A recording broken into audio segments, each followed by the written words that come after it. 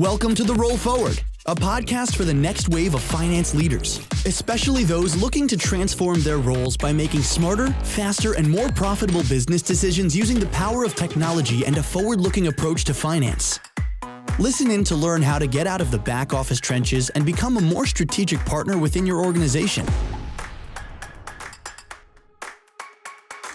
Hello and welcome to another episode of the Roll Forward podcast. My name is Joe Michalowski, and this episode is brought to you by Mosaic, a strategic finance platform that transforms the way business gets done. And today, my guest is Zack McCarty, Director of FP&A at Qwick. Zack, thank you so much for joining me today. Thanks very much, Joe. Happy to be here. Love it. I am super excited to chat with you. We have a good topic lined up. But before we get going, do you mind giving everyone the quick background about yourself and the work you're doing at Qwick? Yeah, absolutely. So first, a little bit about Qwick. We are a marketplace for the food and beverage industry. We provide on-demand staffing for restaurants, catering companies, stadiums, really anything doing F&B. Basically, the magic of the platform is if somebody calls out or you need a few extra helping hands, you can hit a button and in an hour or less, somebody shows up to help work. So that's the problem that we're kind of trying to solve. My role at the company currently is Director of FP&A, but historically I've done a lot of different things, served as Director of Marketing for 3 years, worked in operations. I was very early on at Qwick and have just kind of worn all the hats you can think of and made my way over to finance after 4 years being at the company. So gotten to learn a lot of different things, but I really like what I'm doing right now and I've really been enjoying kind of developing myself in this finance role. That is I'm always surprised when I ask this first question, and I had no idea that you were leading marketing. So I don't know if we have time to talk about all that, but we might have to dive into that off the call because I work in marketing, and I cannot imagine suddenly jumping ship to run finance for this company. So that's super cool, man. I love the background, and actually kind of sets us up well. It's probably part of why this topic that we're going to go through is so important. We're going to talk about collaborative finance and why collaboration is so important to the finance org. And with your many hats background, it's probably a great perspective that you're going to bring anyway. But can you just set the stage by talking a little bit about why you think collaboration is such an important part of like the modern finance org? Yeah, absolutely. I think overwhelmingly what I've found to be valuable with collaboration is it just creates a lot more trust in the company. Finance is arguably the most important thing about a company. It's what allows a company to exist, survive, hire people, grow. And oftentimes, most people in the company have no idea what finances look like or if the company is doing well or not. And so I think one of the things that we've noticed in trying to develop more collaboration in finance is just people trust what's going on in the business because they have access and they know how to understand and interpret, a P&L or a balance sheet. And so I think, especially in the season of layoffs that a lot of companies have been doing, it probably comes out of nowhere, right? Because they don't see the trajectory from the financial lens. They probably have their own metrics that they're concerned about. And then bam, all of a sudden they're laying people off. So for me, I think that if people are on the same level of understanding of what's going on, it establishes way more trust. As well, I think finance, the way that I think about what we do is we're the messengers at the end of the day. We take the information that we're given, package it up, analyze it, and deliver it to people that need to understand it. We don't actually do a whole lot of the spending. And so when you develop this collaborative relationship with finance, accounting, and the rest of the team, they're able to be more educated on the impacts of their spending to the finances and therefore make better decisions moving forward. It's not a healthy relationship when finance is thrown information and say, hey, we did this, or we're going to go do this. If we can give them a sense of what's in the plan or what we're forecasting and educate them on here's what we need to do to hit our goals, they can go out and make more informed decisions. And so I think those are two things, like from a collaborative standpoint, that we've seen almost instantly when we started to implement some of this stuff. Yeah, I love that. And I'm fortunate that at Mosaic, a lot of finance, or the three founders are all from finance, and there's a lot of finance subject matter expertise here. And that's been my experience as well, working in marketing. I was at agencies before, so coming in-house, there's a lot of like stereotypical perceptions of like the other departments you're going to work with, and that just hasn't I haven't gotten that sort of perception, or I haven't experienced that stereotype of finance. But nonetheless, I mean, that stereotype is that finance is kind of like the closed off back office function, crunching numbers, making Right. sure that things are in the background, kind of moving in the right direction, not historically known as the forward thinking, like collaborative partner. So I'm sure nobody would disagree with you and say like, oh, like finance shouldn't be worried about that. They should be back there crunching the numbers. Sure. So if everybody wants to do it, but they can't, like, what are some of the challenges that kind of prevent the average finance org or finance leader from embracing kind of the things that you shared just a minute ago? Yeah, I think like depending on the company size, like this could look a lot different Sure. because, at a large corporation, finance, there's probably like a large number of people doing very niche things, like back office makes sense there. Sure. In our stage, being more of a growth kind of emerging startup, people are still doing a lot of different things. They're not wearing 10 hats anymore, but maybe they're wearing 3. And so I think for us, it's a little bit easier to embrace collaboration in finance because of our stage. But I think historically, when you think about finance, like you just think that's how it's done. You think, okay, these people are worried about the numbers. Everyone else is concerned about actually going and growing the business. But what we're finding is that it's hard to actually go and grow the business if you don't understand the numbers. And so I think first and foremost, just providing the education of what value knowing the finances brings is step one. I think another reason is just skill set differences. Like the skill sets of finance and accounting is very specific, whereas people in marketing, people in ops, like they have their own expertise, but it's more wide ranging, more kind of adaptive and flowing, where like accounting doesn't change a whole lot. So I think we're concerned about this set of metrics and problems, and the rest of the company may be concerned about kind of more operational, how are we doing day-to-day type metrics. So I think maybe those are some of the challenges.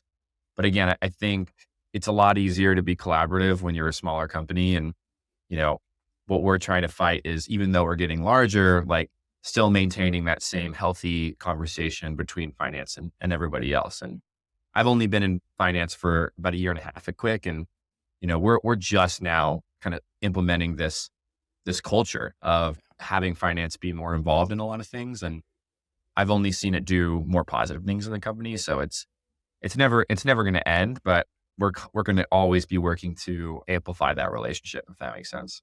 No, it totally makes sense. And I have so my wife works at Liberty Mutual, and I have a friend who works in FP&A at Liberty Mutual. So like massive insurance company. And, Right. she's basically responsible for communicating with the CFO and building out like the board deck. That's it. It takes pretty much all of the time at a company like Yeah. Liberty Mutual just to do that. And there's a whole separate team to do things that, like, at a smaller company, like you say, that you're wearing all of those hats at the same time, and for good reason, because there's a lot less complexity to deal with at a 100-person company. But I liked the perspective you bring, where you said you've been in FP&A or finance for 1.5 years, because something I'm curious about is like kind of framing the before and after. So I'm curious if you have like an example of a workflow or a process like before sort of the collaborative effort that you're putting forth versus after. Like, what are you seeing as the results? What were some of the issues you were seeing before you took this approach? Yeah. I think it's hard to name just one or two Yeah. because of how much difference it injected into our process. So I think even just starting from the planning perspective, like before in our earlier stages, we were just taking historicals and trying to build trends from there, not really having like a conversation as much as we should have with everybody about, hey, what are we going to do this year? And just even starting there, it implemented like a way more collaborative and like buy-in for our planning, because everybody like had a stake in it. And I think we're always doing that with like headcount planning, talking to people, hey, what are you going to need now? What are you going to need in the future?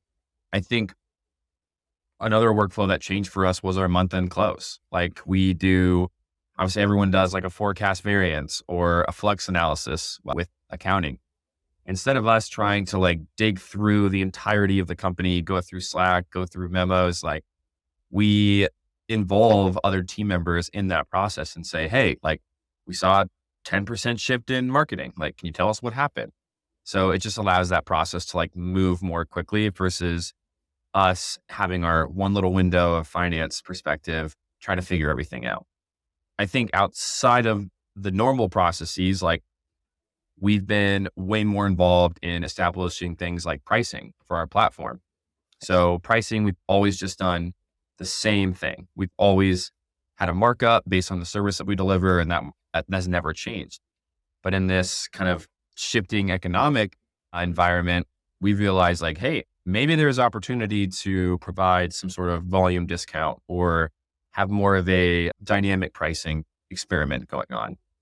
That was a perfect opportunity for finance to come in, to engineering, to operations, to marketing, and have a discussion about what can we actually charge and still make money on. And that was something that never happened in the past before. So that's a great project. We also are looking at commission structures, and that used to always just be done by sales. Now we're taking a finance and sales approach, and the results are just better because our expertise is in numbers.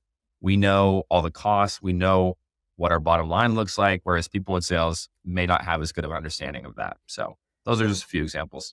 No, I that's also, it's great. And I love that you start with planning, because I selfishly, like, as we're recording this, it's the beginning of July. We're kind of like heading into the major planning season. Yep. And so when we get a little bit later, I want to get to it, but I want to walk through like kind of the collaborative planning process in like each department. So I love that we kind of set the stage there, but I'm going to dig in a little bit when we get there. But I think where I want to go first is just kind of like high level, putting this, we'll call it philosophy or culture, into place. I guess the main question is like, what tips do you have for people in finance to be more transparent? But the main idea here is like, how do you go about making this shift? And, we can get into the specifics after. Yeah. I would like to claim that it was like a epiphany that I had that was like, we need to be more collaborative, but really it came from our team and saying, hey, things are changing rapidly, and like, we want to understand why.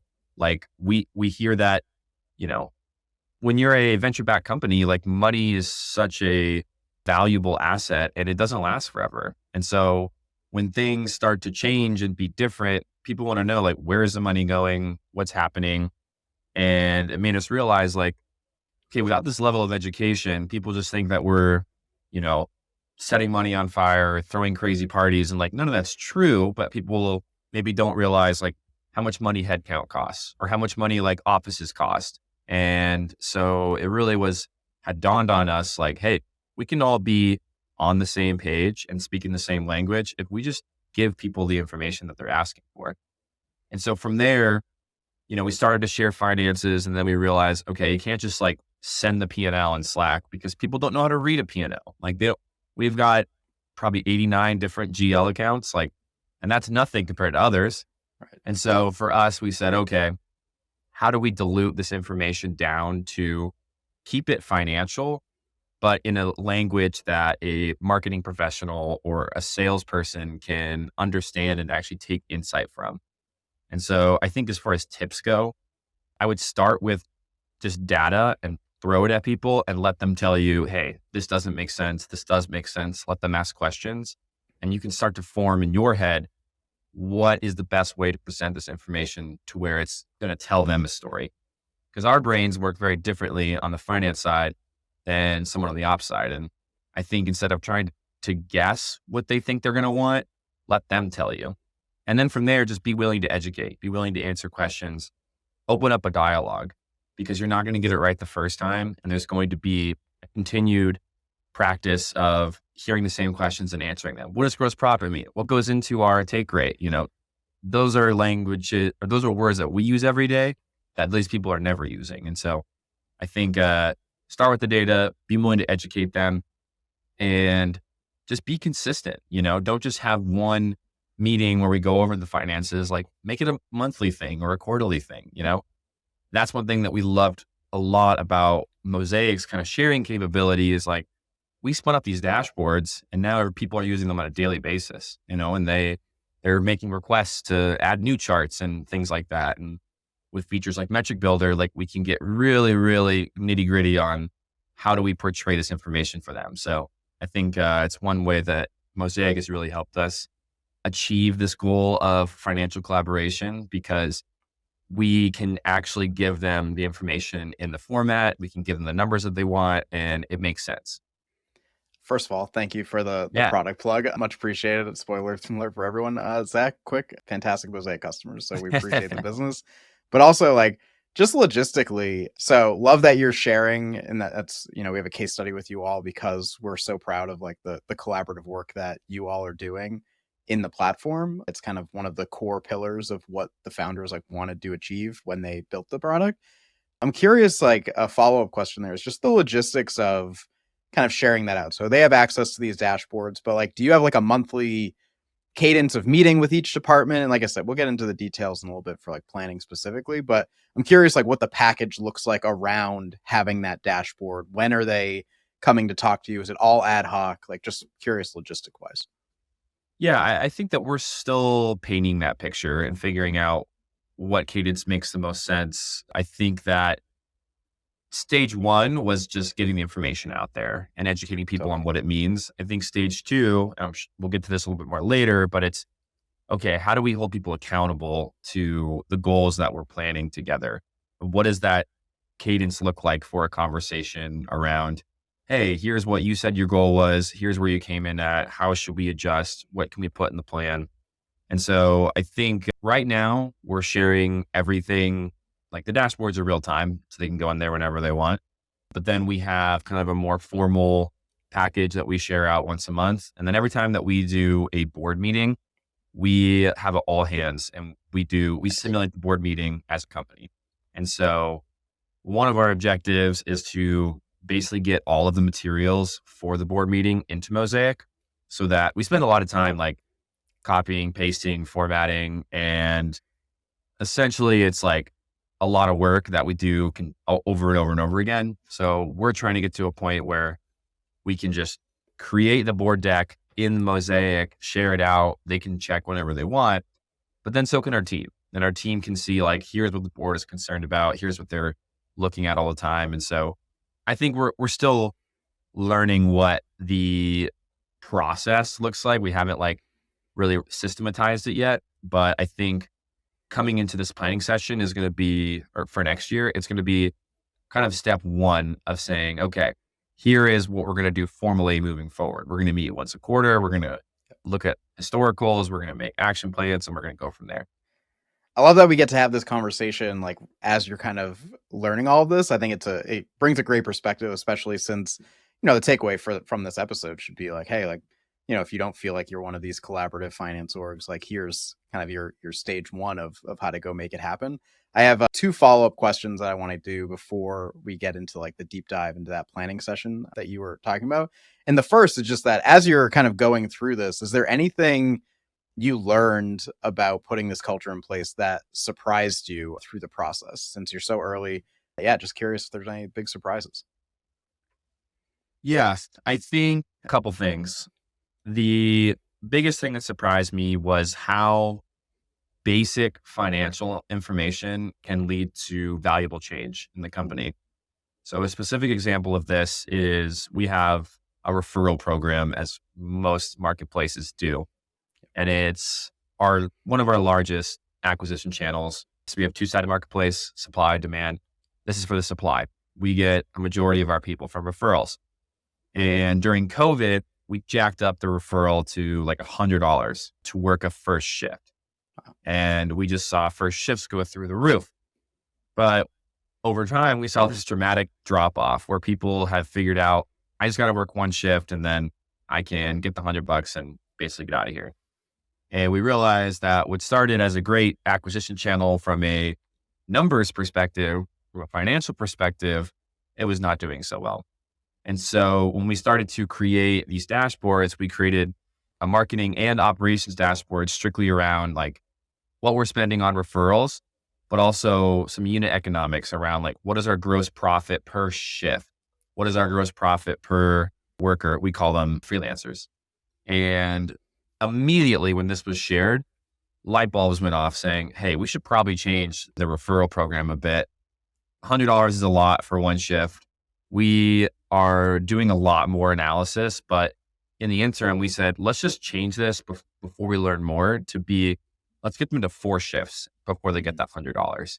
And so right away, we just saved 25% up on referrals by making it deeper down the conversion funnel versus just giving it at that first shift. I think another thing is just around like commissions and how those are paid out. Like when we actually shared the numbers and compared them to, net revenue and things like that, and people are like, whoa, like this could probably use some adjustments. So even without high level analysis and like digging deep, just giving people a bit of information around how much money do we earn on a shift? Like that's something that I can bet you a lot of people don't even know at their company from like the base product or base transaction level because they're not in the finance conversation. And so just these little nuggets can like help people in other departments think differently about things that have existed for a while. I love that. It's we talk about this, and part of my job is to try to get into like the deep, like nitty-gritty of these things and get like the kind of advanced use cases. But, I think it's important to remember that it's not just about kind of getting to that third level of value. Like just taking one step can do a lot for any company, not just in this conversation, but in like any conversation. If you're starting Yeah. at zero, like just taking that first step gets you quite far. So it was really cool. Those 2 examples are really great. Yeah. I So mean, when you appreciate that. start from nothing and then you get something, I think it can go a long way. And I think there are basic conversations that any employee at a company should be able to answer about the company they're working at. What are your profit margins? How much money do you guys earn on a bottom line? Things like that. If you're sitting at your company and you're like, I have no idea like what we're doing, I don't know. I might say something and say, hey, like this could be helpful for you. And so that's where we started, was helping people answer. If they were to sit down at dinner and people said, how's Qwick doing? They could speak intelligently about it. That leads nicely. So I said I had 2 follow-up questions. That was the Yeah. first one. The second one is I want to know like the other perspective a little bit. And I'm curious what you've heard from, as far as feedback goes, from leaders around the company. Like, do you get people telling you that they can sit around the dinner table to sort of explain? I'm curious if anyone has come to you and talked about what value this has brought to them.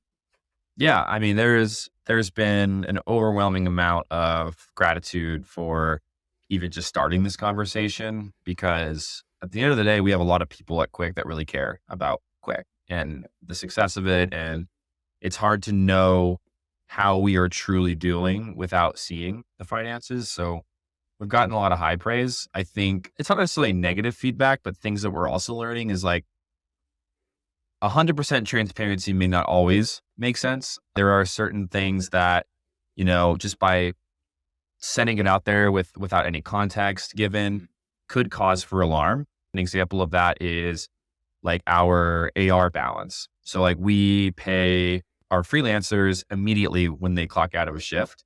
And then it takes, some clients are on instant, like credit card. Our bigger clients, they're on net 30 or net 60 terms. So we pay the money right away and then wait for that to come via check later on. So when we're doing, the size of revenue that we're doing, it also means that the AR is quite high. And people that have no grasp of like what AR is and what it should be, they'll see this big number and they're like, what are we doing? Why are we not collecting our money? And it causes for panic. And so there's definitely certain areas where we can add more context or think more strategically about how we share this, because like you don't want to share salaries, right? With everyone. Some companies may disagree, but you just have to think more carefully about that kind of stuff. But as far as feedback goes, I think a lot of the feedback has been, this is amazing. Can I also see this? And so we're getting into that kind of second level of deeper analytics and analysis for people, because they're now understanding the fundamentals and now they want to go deeper. And so that's something that we're excited about, because we nerd out to that kind of stuff. I love to hear it. And I want to get to the nerd out part. I keep mentioning it. We're going to get to the planning season stuff. So let's talk planning season, something that we've wanted to create some more content about. Like it's every year now, we kind of hit this time of year. It's like, okay, time to start sharing some deeper insights about planning. I want to get to like department by department, but since you're talking about kind of putting this in place for the first time, I'm curious, just off the top, what does your sort of planning season look like? What does your timeline look like? What are you expecting to do for this process over the next, 6 months or so? Yeah. So I'll answer this question with a little bit of a story, just because Love it. last year was our first, like our first real planning season. In the past, we just had a CFO that kind of threw stuff together, and it's hard when you're one person. Last year was, I would say, the beta of our planning season, because I had just come into the role. We didn't have any type of system like Mosaic to help us think. And we were implementing Mosaic and planning at the same time. So last year we created a spreadsheet called the Brain Dump, and we had every department basically put all of their headcount they thought they would have, any software tools they would need, any events they were planning on hosting or going to. And we just dumped everything in the sheet and said, okay, at least we have a parking lot. We'll figure out how to get this into Mosaic once we have it implemented. This year, we're 9 months, 10 months into Mosaic, and everybody in the company knows about it. Everybody uses it. So now I think we're going to approach this next step and saying, let's take a good hard look at what happened last year and where did we miss from what we put in that initial brain dump, and why did we miss, really assessing how we can get better at this in the future.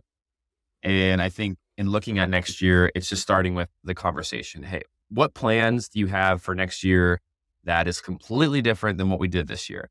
Because obviously you got to start with what we did this year, or what did we do last year that we're not going to do this year? And so I think that's step one. And step two is always like the first draft, seeing where your bottom line comes out. What are you going to burn for the year? And saying, okay, that's too much. Or, oh, maybe we should burn a little bit more. That's a lot of the song and dance that we've been doing, is like having the conversations, getting everything into one place, seeing what the output is, and then readdressing from there. For us, every department is historically been the same, whereas this year we need to take a little bit different approach, really drill into marketing. That's where a lot of the spend goes.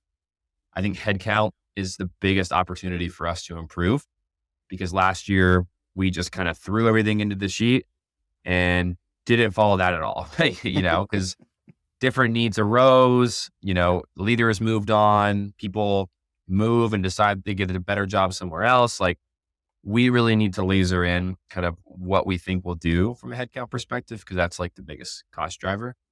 And I think, again, Mosaic will be a tool that can help us do that with the features that it has there. So this year, I think we're also going in with the theme of conservatism is better. Sure. We have, in our initial years, just fired off like a rocket ship, like recognized as, a top growing company. Like, we went into planning this year saying, we're going to freaking kill it this year. And I think a lot of companies did that. And a lot of companies quickly realized the growth they had thought they were going to do just isn't happening this year. And so I think a lesson I learned from the previous year was like, let's start with conservatism. It's better to kill your goals and knock them out of the park versus come well short. And so I think with that lens of having this past year of, a little bit of obstacles to overcome, we're going to go in with a much more realistic approach and say, okay, let's put this plan together so that we know we can do this, because it's much better to be hitting your plan every month and the board seeing that, investors seeing that, than having to answer the question, well, why are we missing? Totally. Last super quick, logistical question. Yeah. What does your timeline look like? Like, when are you, it's July 5th. I don't know if you're already in the middle of planning season. I get different answers from different people. So I like to sort of understand roughly, like, when do you start, and maybe like some stages, and like, where do you plan to have that draft sort of like finalized for the year? Yeah, I think we're undergoing a little bit of change right now, and we're moving banks, for example. So like, that's been a lot of work, but we're basically going to start probably within the next 4 weeks. Wow. Because we want to be done come like middle of Q4 versus being done on January 1st and then having to revise it. And that was another mistake we made in the previous year, was like setting Jan 1 as a deadline to be done with the plan. Not a good deadline, because it's going to change like 20 times after other people see it. Yeah. So yeah, I think we're going to start really soon and go into it with enough time to have the conversations we need to have, to circulate the different drafts and have people give feedback on them, and give us enough time to change it as much as we need to in order to be ready to go by Q1. So it sounds like it's a long time, but things change in business really quickly, and I think for us, the longer that we can commit to this process, the more intentional we can be, and making sure that we go into next year with a plan that everybody is aligned to, is educated on, is excited about, and that will just make our jobs easier next year on the finance side. Love it. All right. I have said it multiple times, but we are going to get into sort of department by department. You mentioned, I assumed, I just kind of wrote down sales, marketing, R&D, G&A as like the major buckets, but we can walk through it however makes sense to like Qwick's business structure. And you said marketing, is the biggest one as the example. So why don't we start there? Let's talk about like collaborative planning process with marketing at Qwick to nail like your 2023 planning season. Yeah. So with marketing, there's like a few different buckets that are all their own individual forecasts because of how large they are. First of which is, so we have, like I said, a two-sided marketplace. So we have to onboard people to work the shifts. We also have to onboard businesses that need staff. And without the two together, we don't have a business. So we have separate GL accounts for advertising to freelancers and advertising to businesses. Freelancers, we need a lot more of. So that is typically a larger expense. And we do that by posting to job boards. So Indeed, Craigslist, what have you. That job board account is one of our largest expenses across the entire company. And there's a specific full-time person that's their job, is managing those job boards, our relationship with the third-party vendors. And so we sit down with that person individually and talk about how are we approaching freelancers acquisition next year? In the past, it's been onboard them like crazy.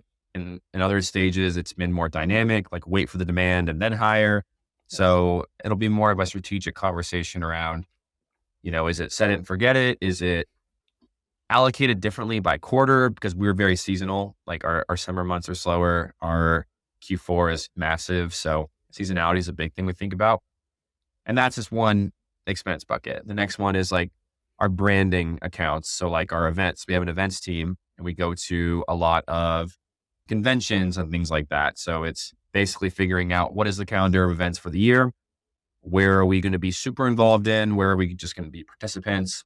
What organizations do we have to join in order to be at these events? Who's going to be there? What's the kind of per diem for their food and stuff like that? We're kind of developing those principles for the first time. And so the events is another huge bucket. And then everything else, our referrals as well. We have an entirely different person based on the referral program and kind of what we're going to do there. And so that's a bit of marketing. And then with every department, we have a separate conversation about headcount. Who are you going to need? Why do you need them? Stuff like that. As well as tools. So last year, like we bought Salesforce. So we needed to sit down with sales and say, hey, like what are the tools you're going to buy? Salesforce, great. That's like a bunch of money. Let's get that in the plan. Yeah. So that's marketing. I think for sales, it's again, tools, people. They don't really, they use some software like a Zoom Info, for example. Sure. And really it's commissions. That's like the longer conversation of how do we project based on our revenue forecast, what our commissions are going to be. And we do everything on a city by city basis. We're in 23 markets. So also figuring out how do you budget bias on a city level to get that level of granularity. Wow. On the engineering side, we look at our hosting expenses. That's kind of the big bucket for them. And we're not engineers, so we don't know how AWS scales and doesn't scale. So we have to have someone tell us, like, are we good? Are we going to stay flat with our hosting expenses? Do we expect them to go up? Kind of what does that look like? And so what our plan really is, now that Mosaic has like different tabs for top line, is basically creating a different brain dump from earlier, getting it all on Mosaic so that we can like very easily reference it where we need to, have kind of really granular department forecasts. And then once we have all that information gathered for each department, we will make a dashboard. Hey, here's the plan that you said you were going to do. And so they can visually see everything from the conversation that we had. And so that is going to be a little bit of our approach for this year. And I think it'll teach us a lot about what to do next year, because this is really, like I said, our first year where we formally kind of approach it. Their other departments are mostly just headcount, tools, stuff like that. We do have we have part-time employees that work kind of on their own schedule. They help us we do orientation or like a video interview with every freelancer. So we have young people that can commit a few hours a week to do that. We have to think about that a little bit separately too. But that's kind of our planning as we know it today. Okay. A lot of follow-up questions. This is all Yeah. great, by the way. So appreciate kind of the overview of how you like speak to each of these departments. We have a lot of content in Mosaic about sort of like top line planning, because obviously it's like the most flexible part of, what most SaaS businesses will do. And we're getting more content about headcount planning, but I find it has the most sort of like abstract nature to it. Like the answer is really like, well, we talked to them about who they need and like why they need them. But I'm curious if you can maybe pick a department where maybe those conversations are more challenging. I think for a lot of people it would be marketing, because it's like, it's not like sales where it's like direct headcount, like to sales capacity. But I'm curious, like, if you can dig a little deeper on what that conversation about headcount looks like, and how in finance you decide, like, or if you push back on like whether or not those people are necessary and how it fits in. Yeah, I think historically finance, at least at Qwick, we have never pushed back. And I think it's a lesson that we've learned is that we actually do have a voice. And now that people have the data that we have, then they can understand like maybe why we might push back in the future. Totally. Only because I think, we need to. And I tell people, like, if you saw somebody bullying someone on the street, like you'd be in the wrong for, not saying anything. Not the best example, but anyways, I think let's take engineering, for example. That is a department that really just depends on what the goals are. So last year we really said, okay, we really want to move to like a cloud data platform. We didn't have like data analysts or data engineers or data anything on the team. And so we had to really explore, okay, tell us what that looks like from a team perspective.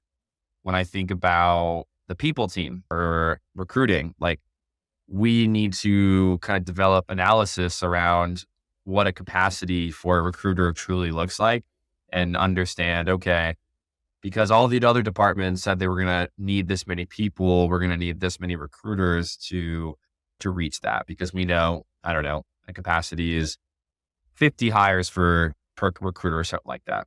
That's probably too much, but you get what I'm putting down. Yeah. I think for marketing, it really also depends on, what new initiatives are we starting this year? Like last year, we started to invest a lot more in PR. We formerly had third-party external partners in PR. We brought it in-house and hired people there. So I think it's super qualitative in how you do it. We don't have necessarily like a blueprint formula for plug in these inputs and it spits out your head count. But I think where we can push back is, asking the question, where do we need people and where do we need like automation or additional software? Or can we take somebody from another team that maybe doesn't feel challenged enough and really give them an opportunity to grow their experience doing this thing? I think right now, especially in this shift from growth to profitability being a priority of a lot of companies, like that's kind of the frame of mind that we're using, is like, who can we use in other places to maximize the value they can provide? So from a headcount perspective, that's a little bit about what we do.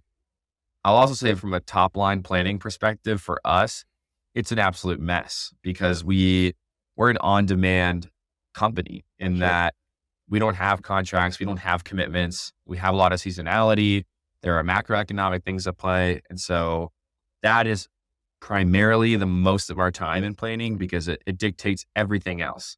Our revenue that we can capture tells us what we can go spend, who we can hire. And it's not a mess. We've got a great process for it, but it's very hard, being that we're not a, recurring revenue is not even a term that we use here, because it's so up and down and left and right. And it's very hard to predict. Yeah, the process isn't a mess. Just the concept of top line at a company like yours is messy, I would probably say. Yes. I'm curious. This is all awesome. I appreciate the practical sort of breakdown on the headcount front because selfishly for me, it's the hardest one for me without a finance background to understand like how those decisions ultimately get made. The only other question I have, it's about the top line planning. Are you guys pretty much all, because of that sort of like chaos up top, all top down? So like you build that top line forecast first, and then you say like, okay, here's where we think we're going to net out. Now let's go have those conversations with department leaders. Or are you building bottom up? Is it a combination of the two? Curious like what you guys are doing there. Yeah, I would say at our company, we are right now very top down, just because the more revenue that we can earn, the longer we can make our cash last. And that's really what we're thinking about right now, is getting to a point where we make enough on the bottom to support what's going on up top. And so we put a lot of our resources into that as well. Like a lot of our GL accounts are just a function of top line. Like we use Stripe, for example, to pay our people. Like the fees that we incur through Stripe are based on how much revenue we do, because that's how much we pay our freelancers. So a lot of Mosaic, and that's another thing we love Mosaic about, is being able to use a percent of account kind of forecasting mechanism has saved us so much time and allows us to not have to manually go through every level of the GL. Like a lot of our stuff is pretty much based on revenue. But yeah, if we're going to go do X amount of revenue this year and grow 50%, we can do a lot more in the expense side. If we're forecasting 20% or even 10% year over year growth, like the team is probably going to look pretty similar, And so for us, it really has to start there until we're profitable consistently all the time. And then maybe we can do more of a bottoms up approach where we can say, okay, here's what we're earning. Even if we stay the same, like here's what we can do within that. I like it because I think the perception, if you just look at the definitions of like top down, bottom up, it looks like the top down is not a collaborative approach, because you're basically just saying like, here's what the numbers are, like, okay, here's where your numbers net out as a department leader.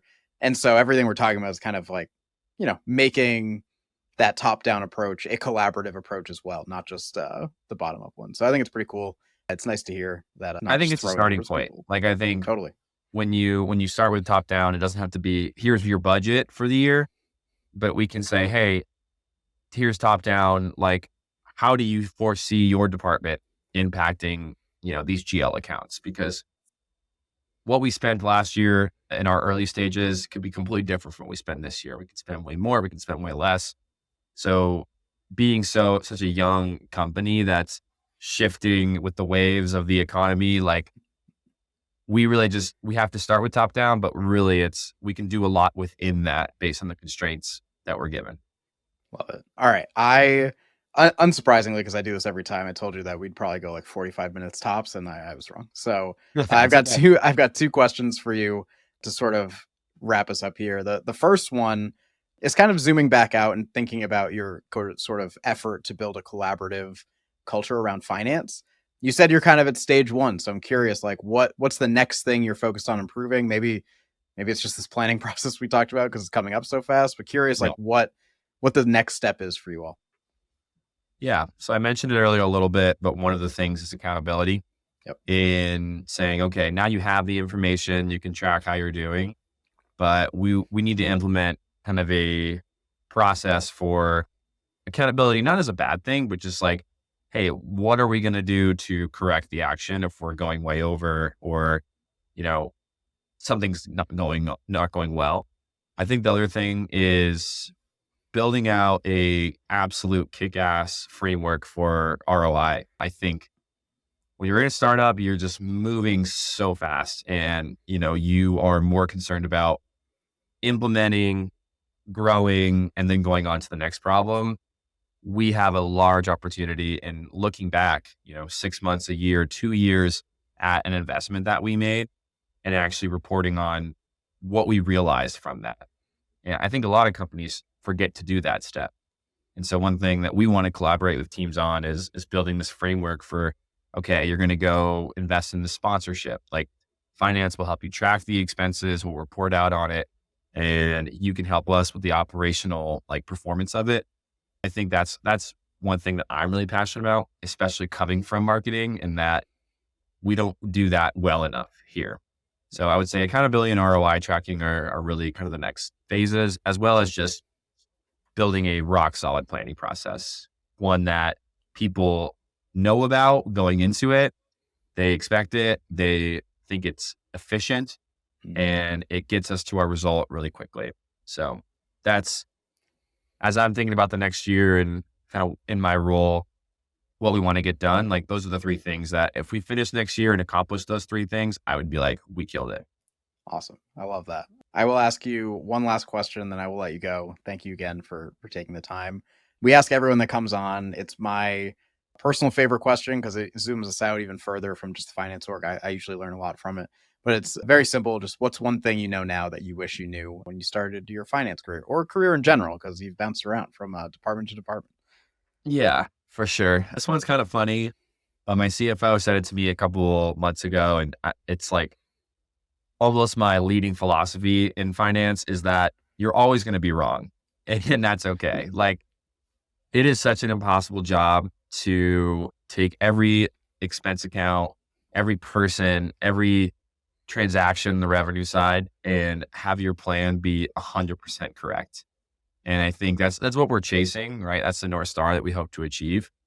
But it's also not possible to get it 100% right.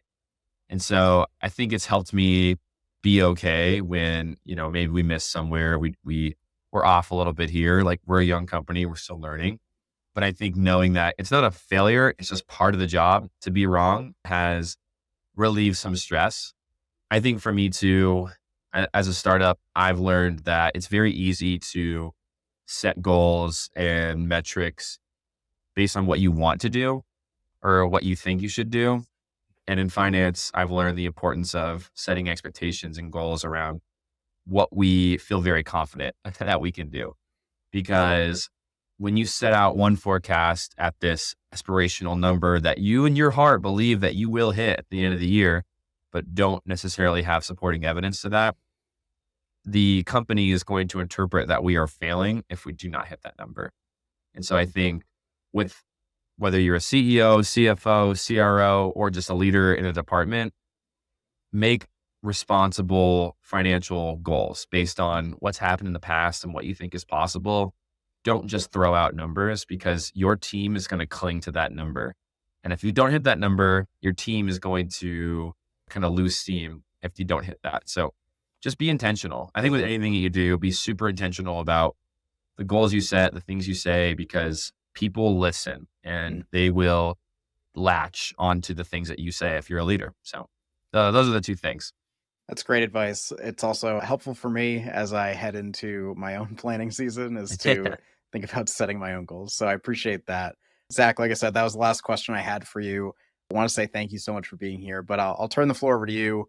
Where can people go to connect with you if they'd like to? Where can people learn more about Qwick? Floor is yours if there's anything you'd like to promote. Now's the time. Yeah, for sure. I love LinkedIn. I love kind of bragging about tools that I'm using, books, or talking about Mosaic on LinkedIn. So definitely look me up there, Zack McCarty. And as well with Qwick, check out our website. We just recently did kind of a brand new rebrand. So I'd love to see what people think about it. And yeah, those are areas that you can find me. Awesome. Well, Zach, thanks so much. It was great having you on the podcast. And hope we can do it again sometime. It was really fun. Awesome, Joe. Thank you so much. Thanks, man. Thank you for checking out this episode of The Roll Forward. This show is powered by Mosaic, a strategic finance platform that transforms the way business gets done. If you enjoyed what you learned in this episode, make sure to follow The Roll Forward wherever you listen to your favorite podcasts. Or visit mosaic.tech/podcast to get immediate access to all of the latest episodes.